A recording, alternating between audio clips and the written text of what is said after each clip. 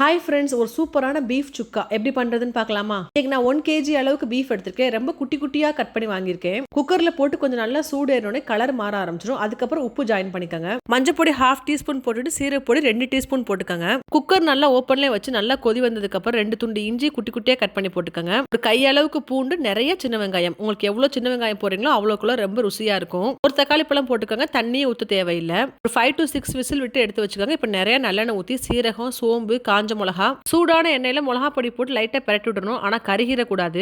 நான் இன்னைக்கு பெரிய வெங்காயம் யூஸ் பண்றேன். அதுக்கு பதில் நீங்க சின்ன வெங்காயம் யூஸ் பண்ணீங்க அப்படின்னா ரொம்ப டேஸ்ட் பிரமாதமா இருக்கும். இந்த வெங்காயத்துக்கு மட்டும் லைட்டா உப்பு ஜாயின் பண்ணிக்கோங்க. இப்ப வெந்த பீஃபை அதுக்குள்ள போட்டு விட்டுருங்க. மிளகா பொடியோட சேர்ந்து நல்லா பீஃபோட தண்ணி ஃபுல்லா வத்தணும். உங்களுக்கு நிறைய மல்லி இலை போட்டுக்கோங்க. உரப்பு அட்ஜஸ்ட் பண்ணிட்டு பெப்பர் பவுடர் லாஸ்ட்ல போட்டுக்கோங்க. இந்த அளவுக்கு கிரேவி உங்களுக்கு போதும்னு நினைக்கிறீங்க இல்லையா, அந்த டைம் வந்து தேங்காய் சில்லு போட்டுக்கோங்க. நீங்க இந்த பீஃபுக்கு தேங்காய் சில் போட்டீங்கன்னா அவ்வளோ சூப்பரா இருக்கும். கண்டிப்பா ஒன் டைம் இதுவரை ட்ரை பண்ணலாம், ட்ரை பண்ணி பாத்துருங்க.